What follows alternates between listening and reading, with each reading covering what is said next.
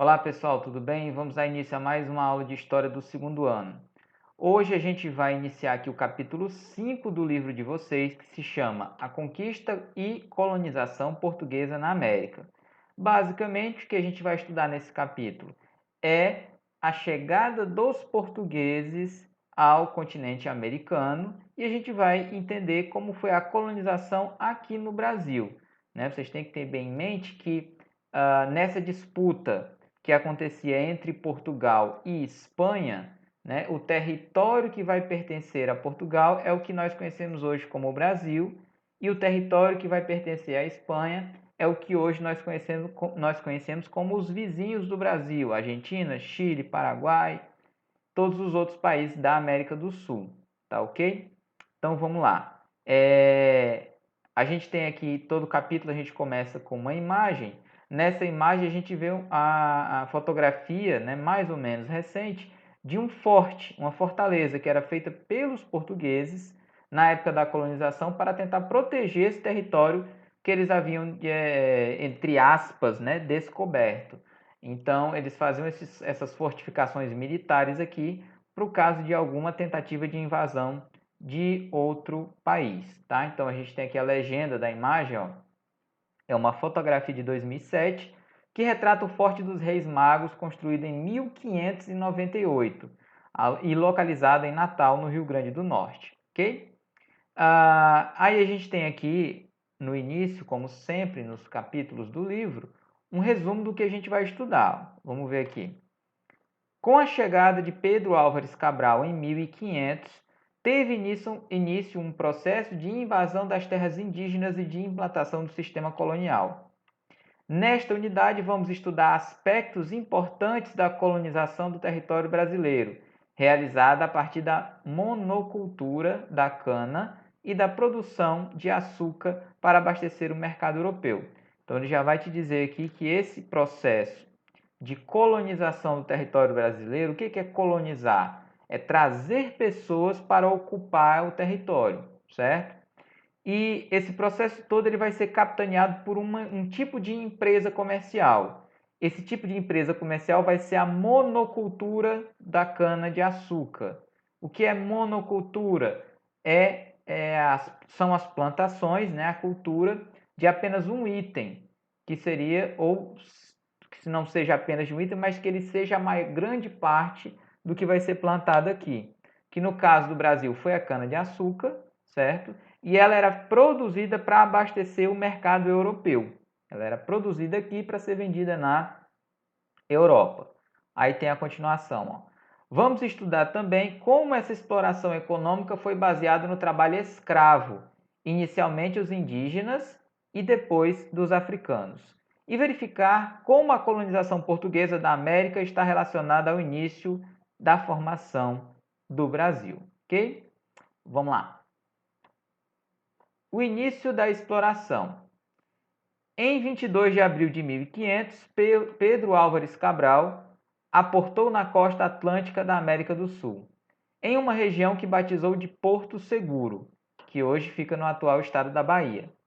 Com isso, a coroa portuguesa dava início à conquista de terras na América, tomando posse de um território que era habitado por indígenas havia milhares de anos. Após tomar posse das novas terras, a coroa portuguesa não promoveu a sua ocupação imediata, pois estava mais interessada em desenvolver o lucrativo comércio de especiarias originárias das Índias Orientais. Desse modo, as primeiras expedições portuguesas enviadas ao Brasil tinham como principal finalidade reconhecer o litoral do território. Chamadas de expedições exploradoras, essas incursões batizaram algumas regiões e rios do Brasil, como o Cabo de São Roque, a Baía de Todos os Santos e o Rio São Francisco. Vamos lá, galera. A gente tem que entender que no início da chegada dos portugueses aqui ao Brasil, eles estavam numa disputa comercial, principalmente com a Espanha, e eles viviam um momento lá na Europa que era chamado de mercantilismo, onde a economia deles era baseada no comércio e que eles tinham um interesse muito grande em descobrir novos territórios para tentar encontrar metais preciosos, como ouro e prata. Porque se você encontrava ouro e prata, eram metais que já tinham valor agregado em si. Você não precisaria nenhum tipo de trabalho em cima desses metais. Então ele já valia, ele já tinha um lucro muito grande. Então, o interesse principal, tanto de espanhóis quanto de portugueses, quando chegaram nas Américas, era de encontrar logo de cara ouro e prata, né? Os chamados metais preciosos. Da chegada dos portugueses aqui ao Brasil, eles vão, primeiramente, tentar descobrir se tem ouro e prata no território, mas antes também vão fazer as chamadas expedições exploradoras para tentar mapear esse território brasileiro, né? E tentar tomar posse do máximo de território possível assim que eles chegaram, ok? Vamos continuar. Mas não eram somente os portugueses que estavam interessados em explorar o litoral atlântico da América do Sul. A partir de 1504, corsários franceses passaram a aportar na costa da América Portuguesa e, após 1515, navegantes espanhóis também exploraram essa região. Pessoal, então ele diz aqui que a partir de 1504, corsários franceses. Corsários é um outro nome que se tem para quem praticava pirataria, só que com uma diferença. Os corsários muitas vezes faziam, né, a pirataria a mando das coroas dos seus países. Eles tinham, né, levavam o interesse das suas coroas. Então esses eram os corsários. Então os franceses tinham interesse no nosso litoral, como também os espanhóis. Então, os portugueses eles tiveram que se preparar para combater essas invasões. Continuando. Ó. Para combatê-los, a coroa portuguesa enviou as chamadas expedições guarda-costas ao litoral sul-americano. Para viabilizar a exploração dos recursos naturais da região, essas expedições fundaram feitorias em Cabo Frio, Pernambuco, Bahia, Rio de Janeiro e São Vicente. Então, essas expedições tinham caráter, as chamadas expedições guarda-costas, né? Elas tinham caráter de proteger o litoral brasileiro contra invasões de espanhóis, franceses, né? E outros, depois, algum tempo depois também os holandeses vão tentar invadir o Brasil. E além disso, eles já iam preparando o terreno para explorar esse território e ver quais as riquezas que poderiam ser retiradas daqui. Aí aqui a gente tem um quadro ó, com uma imagem e o título Os Primeiros Povoadores Portugueses. Vamos ler aqui. Ó. Os primeiros povoadores portugueses que vieram para o Brasil eram, em sua maioria, aventureiros, traficantes de madeira e de animais, náufragos, e criminosos, condenados ao degredo como punição por algum delito. Essas pessoas se inseriram nos grupos indígenas com os quais estabeleceram contato, adaptando-se aos seus costumes e construindo famílias mestiças ao se casarem com mulheres indígenas. Alguns desses portugueses, como Caramuru e João Ramalho, prestaram grande auxílio aos seus compatriotas recém-chegados, orientando-os na exploração do território, intermediando negociações com os indígenas. Então, esses primeiros povoadores que chegaram aqui ao Brasil, né, e que ficaram aqui no Brasil, eles muitas vezes eles eram párias lá em Portugal. Eles já eram pessoas que já não eram bem aceitas lá. Você vai dizer aqui que é traficantes de madeira, de animais, náufragos, criminosos, né? Então, esses caras é que ficaram aqui, formaram famílias mestiças com os indígenas e que depois vão dar auxílio para outros portugueses que vão chegar mais tarde, certo? Uma linha do tempo aqui mostrando a sequência de eventos desde a chegada dos portugueses em 1500, certo? Até o desenrolar da colonização do Brasil, tá? Agora a gente vai entender aqui como é que se deu o início da exploração das mercadorias que os portugueses encontraram aqui no Brasil, certo? Eu disse para vocês que primeiramente eles queriam encontrar ouro, mas vamos ver o que eles vão retirar aqui, ó. A exploração do pau-brasil. A primeira atividade lucrativa praticada pelos portugueses na América foi a exploração de pau-brasil. árvore chamada pelos indígenas de ibirapitanga, que significa madeira vermelha. O pau-brasil era utilizado pelos europeus para a preparação de uma tintura avermelhada, com a qual tingia-se tecidos. Essa tintura era bastante apreciada na Europa, visto que a cor vermelha era, segundo a tradição, associada à ostentação e ao poder. Nessa fase inicial de exploração, as relações entre portugueses e indígenas baseavam-se no escambo. O que é escambo? Vamos ver aqui a legenda. Ó. É uma troca direta de um bem por outro, sem intermediação de dinheiro. Então era um sistema de troca. Eles davam alguma coisa para os indígenas e os indígenas trabalhavam para eles, retirando o pau-brasil da mata. Continuando, ó. Os portugueses forneciam objetos que os indígenas não conheciam, principalmente facões e machados de metal. E em troca, os indígenas extraíam as toras de pau-brasil e transportavam-nas até as feitorias. Essas feitorias, além de funcionar como armazéns e fortalezas, tornaram-se importantes pontos de encontro, nos quais se realizavam negociações e estabeleciam-se as alianças com os indígenas. Então, na chegada dos portugueses aqui, eles não vão encontrar no litoral, ou seja, nas praias, né, onde eles chegaram, eles não vão encontrar de imediato ouro e prata. E o que eles vão encontrar ali? O pau-brasil, que era uma árvore que dava para se tirar um corante vermelho, muito utilizado na Europa, principalmente pelas famílias nobres, porque era uma cor que significava poder. Tá? E aí eles vão retirar essa madeira para levar para a Europa. Era a forma que eles encontraram de obter algum lucro no Brasil logo na chegada, ok? Vamos continuar aqui. E aí a gente tem aqui o início da colonização. Vamos ler. No intuito de garantir a posse de seu território na América, já bastante cobiçada por outros reinos europeus, a coroa portuguesa decidiu promover a sua colonização. Assim, em 1532 foi enviada uma expedição colonizadora, comandada pelo português Martim Afonso de Souza. Isso aqui é importante, pessoal. A gente entender que no início da chegada dos portugueses aqui foi em 1500. Então, de 1500 a 1532, quando vai vir a expedição do Martim Afonso de Souza, só ficaram aqui no território brasileiro aqueles aventureiros, traficantes de animais e tal, que vieram no início, tá? Então não tinha uma efetiva colonização do Brasil. Só após 32 anos da chegada, né, dos primeiros portugueses ao Brasil, é que de fato a coroa portuguesa vai incentivar para que as pessoas venham de Portugal para tomar posse das terras aqui no Brasil. Muito motivado pelo medo que eles tinham de que outras nações viessem e tomassem o território, tá? Aí continua. Nesse mesmo ano, Martim Afonso fundou São Vicente, a primeira vila oficial da América Portuguesa.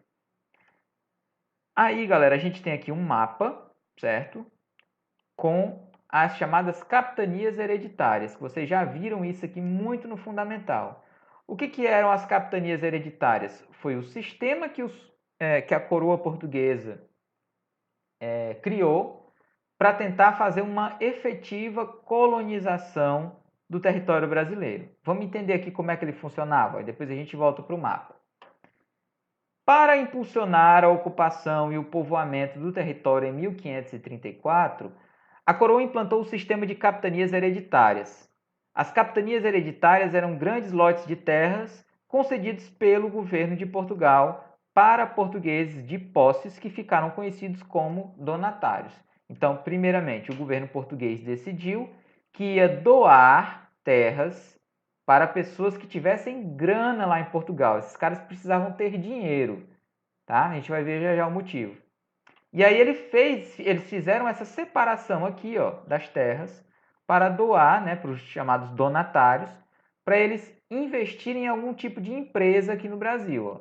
Você vai ter aqui as capitanias do Pará, Maranhão, Ceará, Rio Grande, Itamaracá, Pernambuco, Baía de Todos os Santos, Ilhéus, Porto Seguro, Espírito Santo, São Tomé e São Vicente.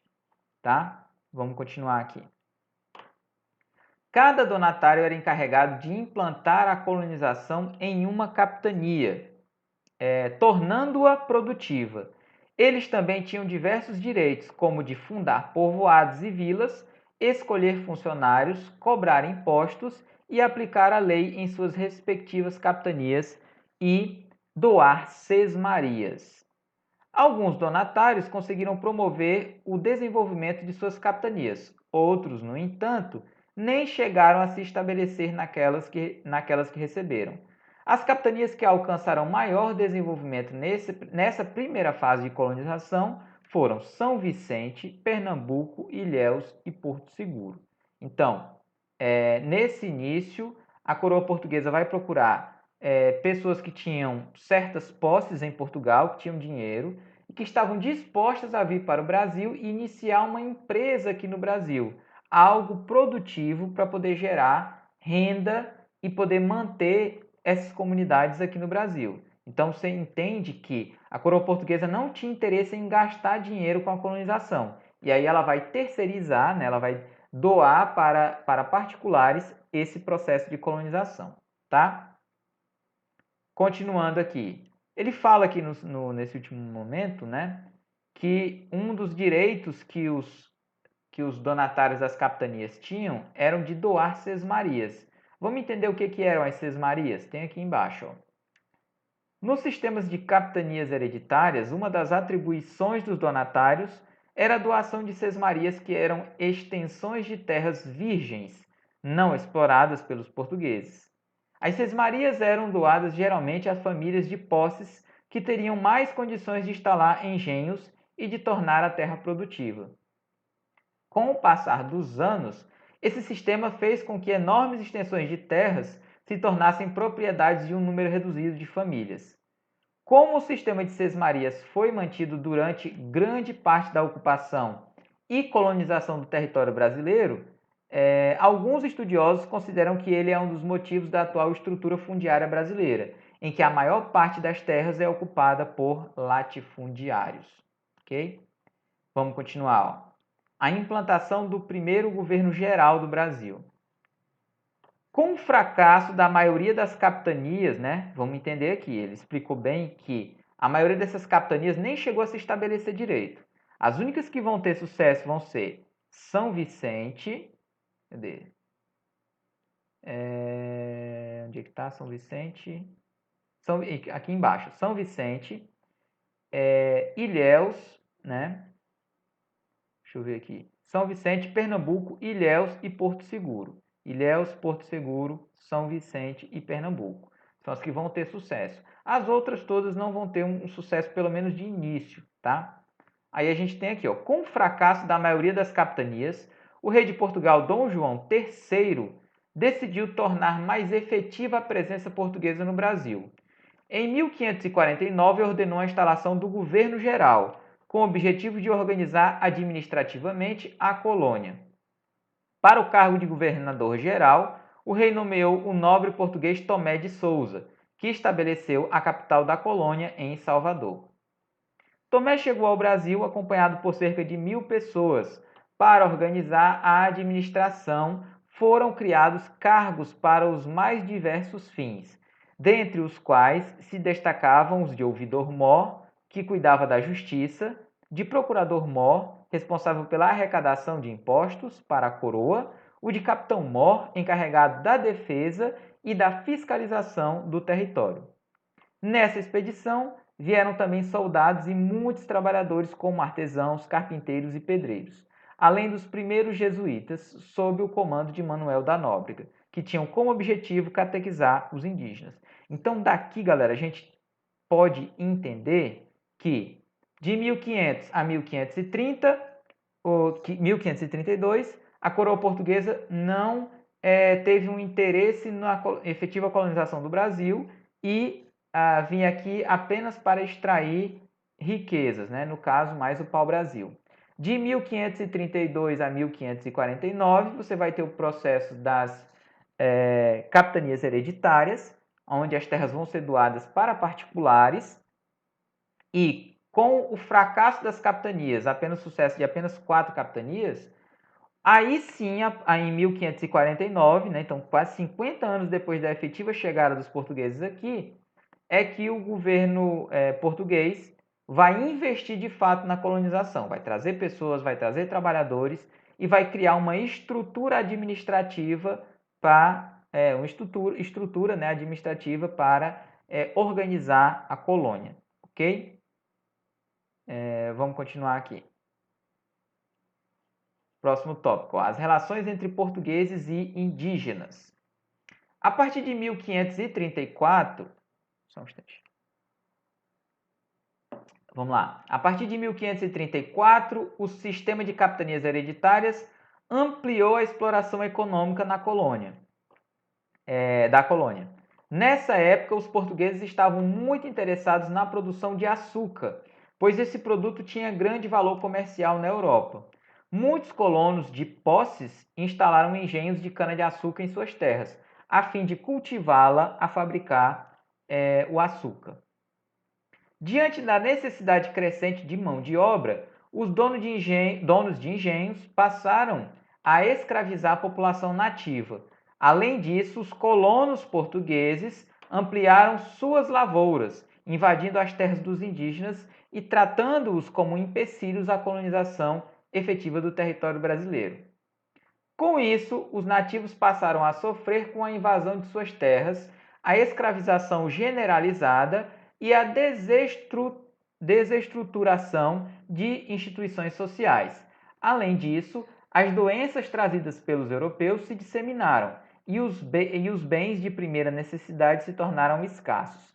De maneira opressora e violenta, foi se constituindo na colônia uma sociedade fundamentada na hierarquia étnica, que mantinha os indígenas em uma condição social inferior aos portugueses.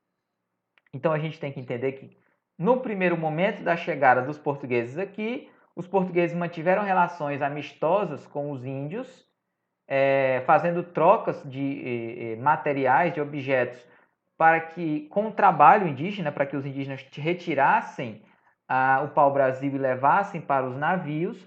Só que com o tempo essa estrutura ela vai se modificar. Então, com a efetiva colonização, né, por parte dos portugueses, esses portugueses vão começar a tratar o indígena como um empecilho à colonização, invadindo as suas terras e principalmente tentando escravizá-los. Isso vai gerar um conflito, né, entre indígenas e portugueses. Continuando aqui, galera. Os funcionários da coroa portuguesa, apesar de compactuarem com essa situação, tentavam conter o impulso dos colonos que queriam impor a escravização de indígenas. Com isso, a coroa buscava assegurar as alianças com a população nativa, no intuito de utilizá-la na exploração do pau-brasil e também nas guerras contra outros europeus, principalmente franceses, e contra grupos nativos considerados hostis por meio da chamada Guerra Justa. Então, a coroa ela queria manter essa boa relação com os indígenas, mas os colonos, né, que eram as pessoas que residiam aqui, já não queriam essa relação tão amistosa com os indígenas, tá? Vamos continuar aqui, a gente tem uma imagem aqui, que é uma gravura de 1592, produzida por Théodore de Bry. E essa gravura, né, ela mostra mais ou menos como era essa convivência entre portugueses e indígenas. Você tem as tribos e os portugueses aqui se inserindo nessa estrutura, tá? Próximo tópico aqui, a antropofagia. A antropofagia. Nos séculos 16 e 17, exploradores, viajantes e religiosos europeus que vieram para a América produziram vários relatos, desenhos sobre o modo de vida e os costumes dos povos indígenas. Um dos relatos que causaram maior espanto nos europeus foi o da antropofagia. O que é antropofagia? Vamos ver aqui, ó. Ingestão ritualística de carne humana. Basicamente é o que nós chamamos de canibalismo, né? O comer partes humanas. Só que com uma diferença.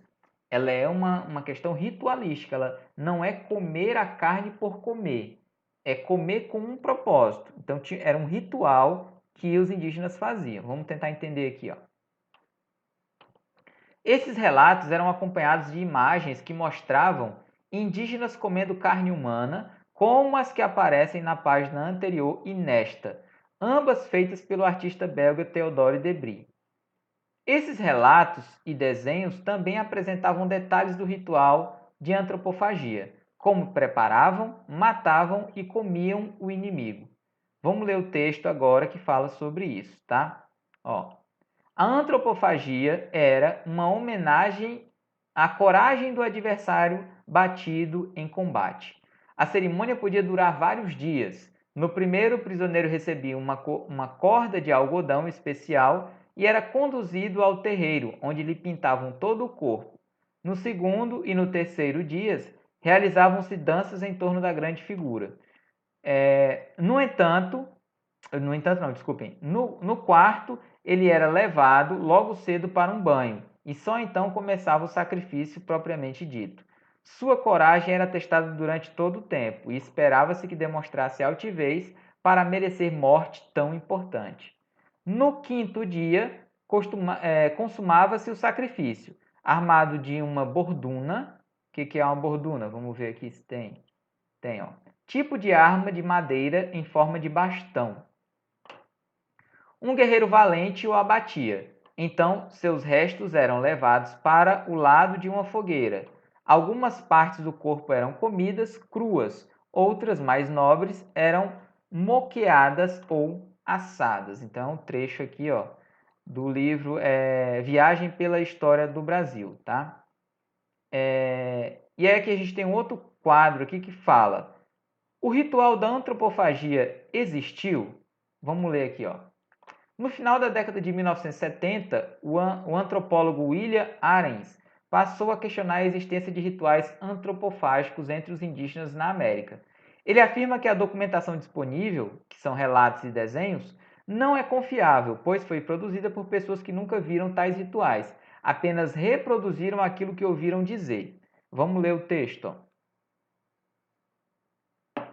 O antropólogo americano W. Arens, em seu livro The Man Eating, O Mito do Canibal, procura comprovar a tese de que a antropofagia nunca existiu de fato, sendo antes um preconceito sempre atribuído ao outro e, invariavelmente, ao inimigo. Com base em exaustivo estudo de boa parte de fontes existentes, Arens chega à conclusão de que todos os registros carecem de confiabilidade científica, por não resultarem da observação direta. Algumas descrições chegam a minúcias, mas nunca há nelas o testemunho do autor de que presenciou o que relatava. No que diz respeito ao Brasil, Arens examina apenas o livro do aventureiro alemão Hans Staden, um relato sensacional que muito deve ter impressionado o público europeu seiscentista.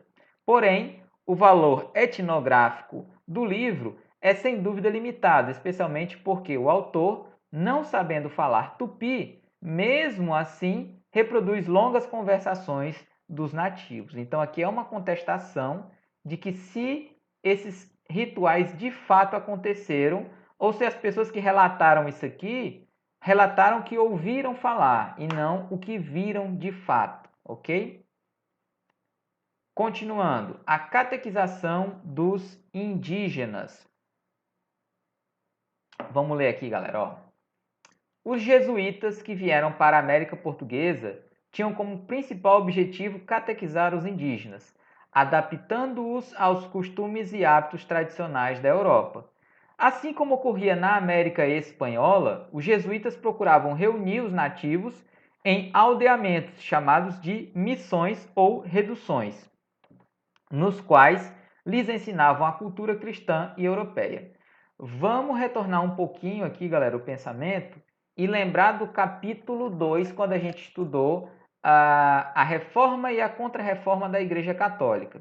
Se vocês lembrarem, né, a reforma foi o quê? Foi a iniciativa de alguns monges, né, de protestar contra a Igreja Católica, e alguns deles criaram igrejas, né, que eram as chamadas igrejas protestantes, como o Lutero e o João Calvino.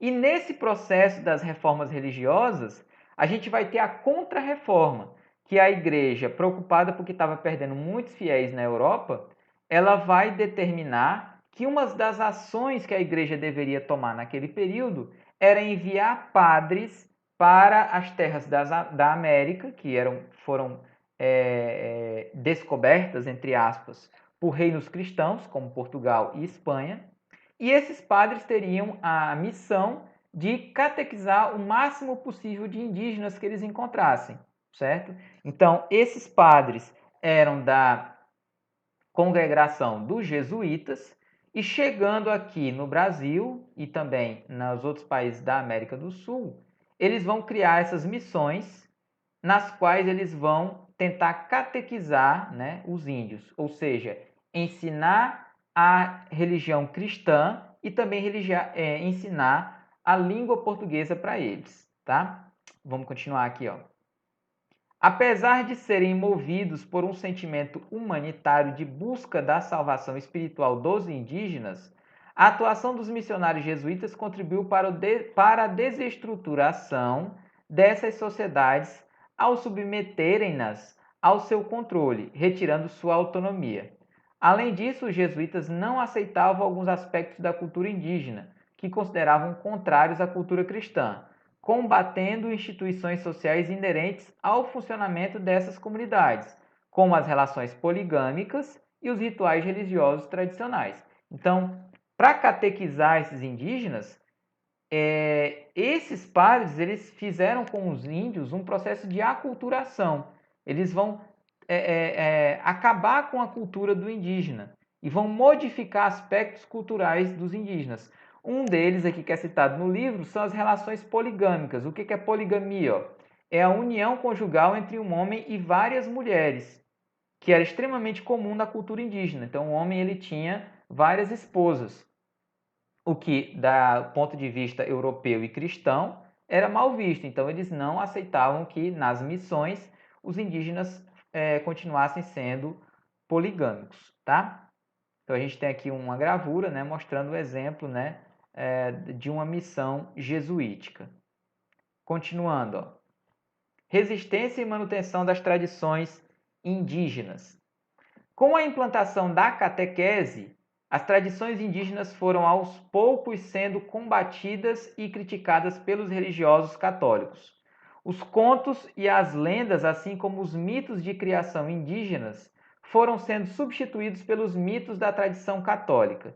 Dessa maneira, a história da origem do mundo, dos seres humanos, animais e plantas passou a ser transmitida pelos europeus com base na Bíblia, considerando a tradição oral.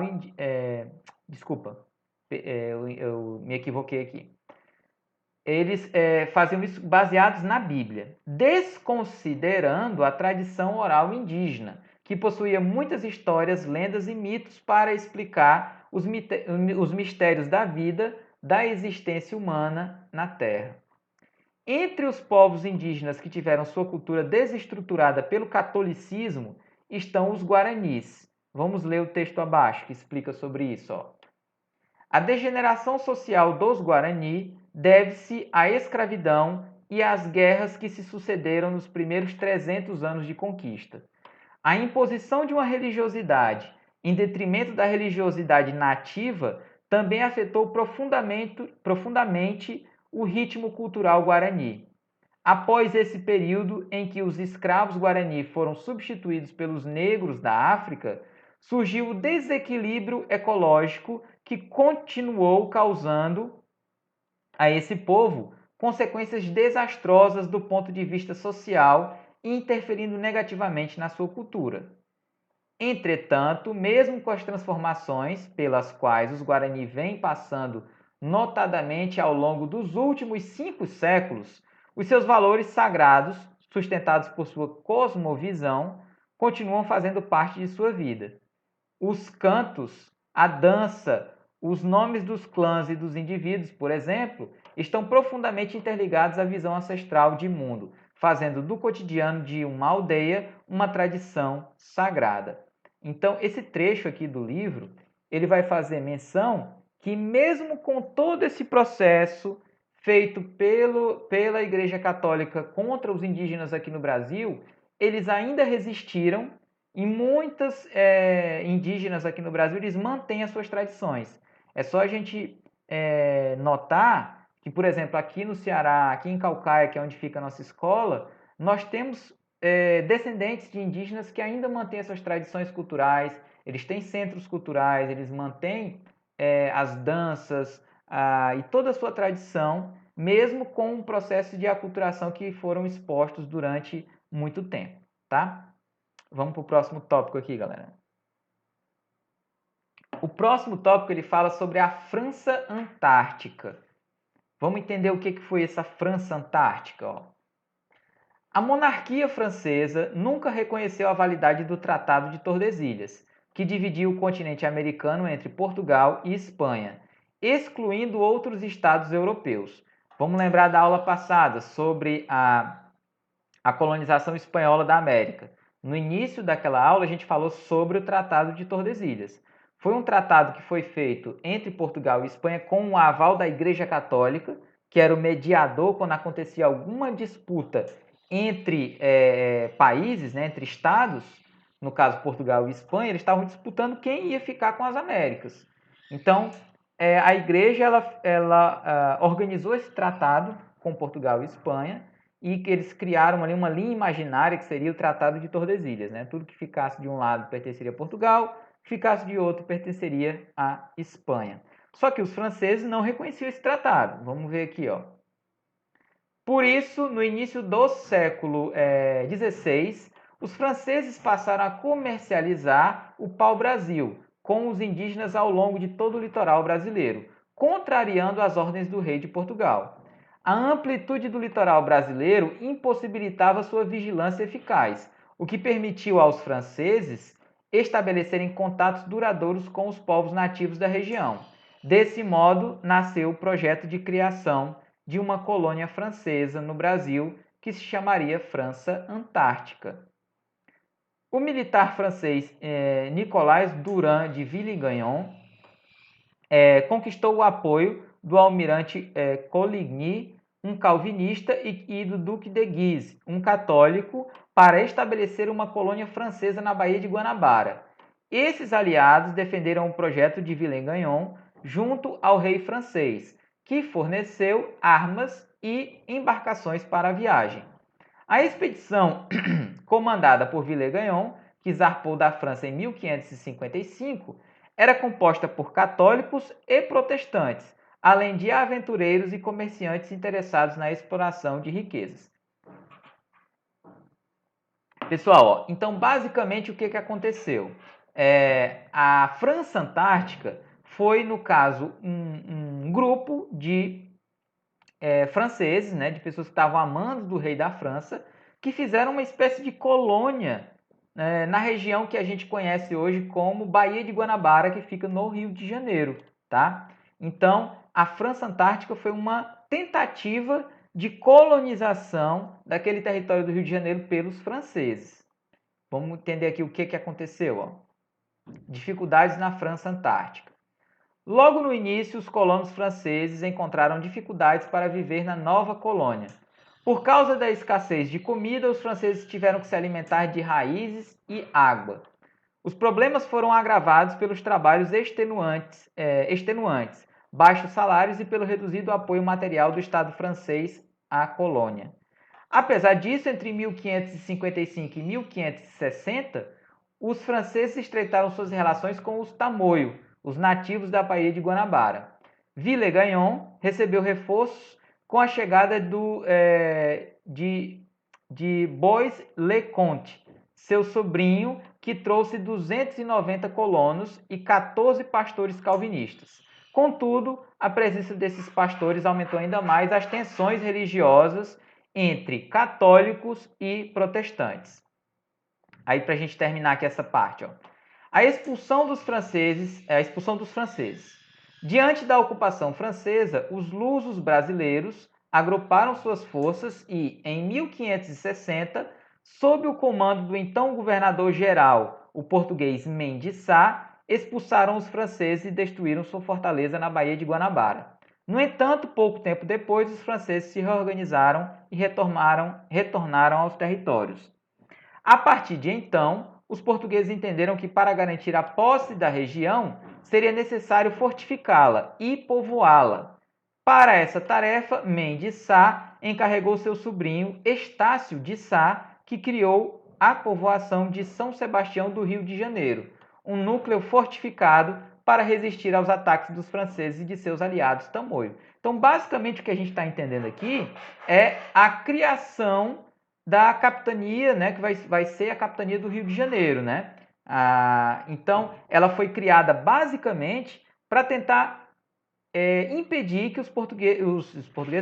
os franceses retomassem esse território do Rio de Janeiro. Então, os portugueses estavam preocupados com que os franceses retomassem esse território. Desse modo, em 1567, as forças de Estácio de Sá, com a colaboração dos indígenas,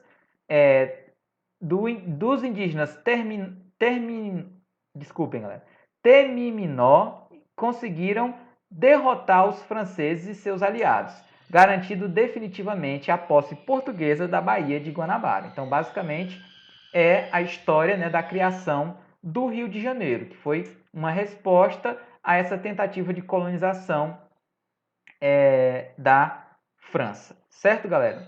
Pessoal, é o seguinte, ó, já deu o tempo da nossa aula de hoje, vamos ficar de conteúdo por aqui. E na próxima aula a gente continua aqui o conteúdo sobre a colonização portuguesa do Brasil, ok? Então é isso, pessoal. Espero que vocês tenham gostado da aula e até a próxima. Tchau, pessoal!